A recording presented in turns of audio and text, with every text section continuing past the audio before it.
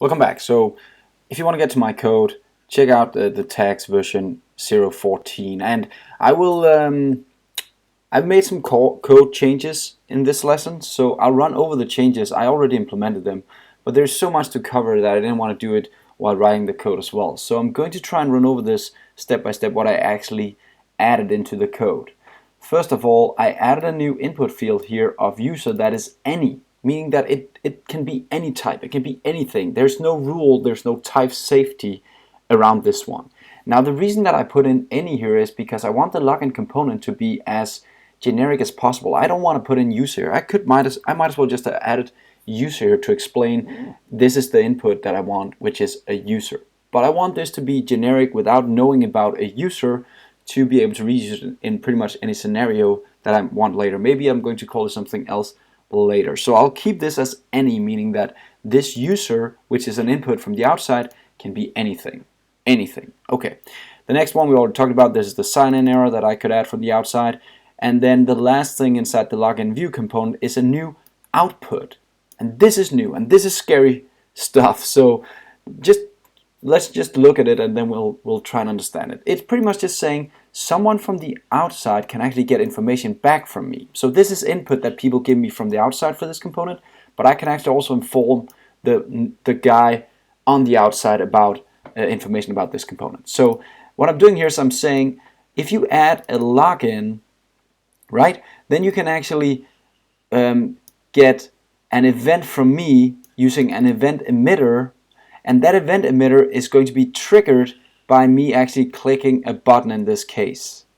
This is heavy stuff. So let me try and run over this with you step by step. I added inside the HTML view, I only added one thing here inside the button, and that is actually now when you click the button, you're going to hit an event called try login, or sorry, a method called try login. Now the method of function try login, if I go back to my view, is actually this method right here. When I hit this method, I'm going to emit an event to whoever is listening for an output. And in that event, I'm going to pass the user, that is the any user up here. Now that any user is actually going to get information about the values because I added ng models to the two input fields inside my HTML view. So if I go back to my view here, when I add information in here, let's just do el bilde, and I add an information inside the password 123, and I do sign in. I actually pass that information.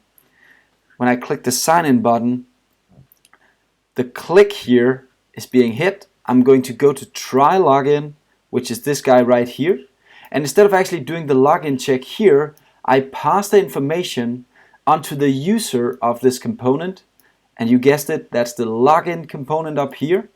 Now that can now, using this login right here, let me just go back, the name right here, it can actually use that now to get information and pass that on to an event that I have inside my login component TS. So by doing this and passing in an event information, I can now grab that and I can actually console log the user event.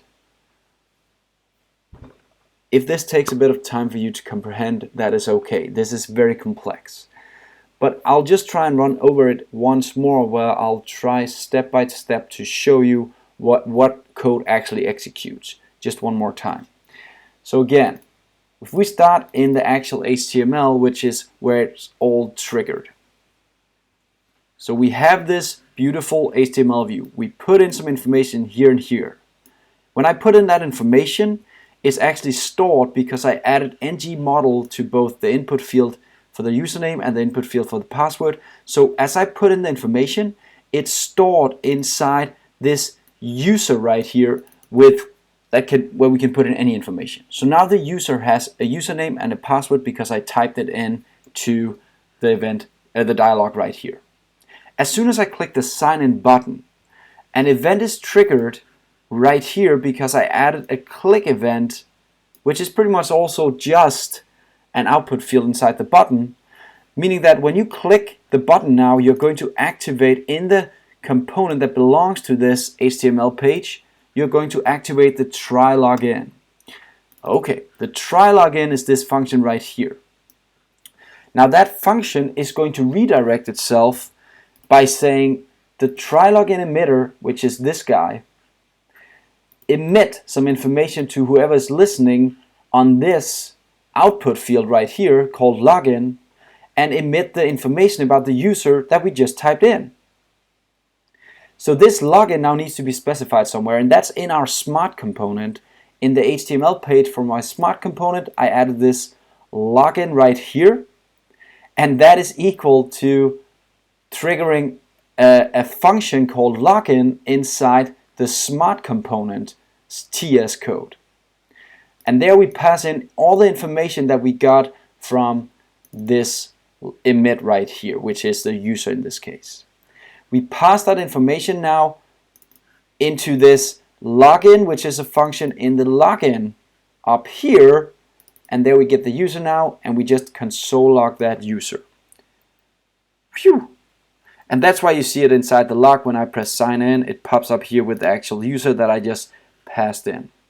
That's all for this lesson. Now you've tried to use an output, and I know it looks complex now, but just start using it. It'll get easier and easier, and we will work more with it in the next lesson, so have fun.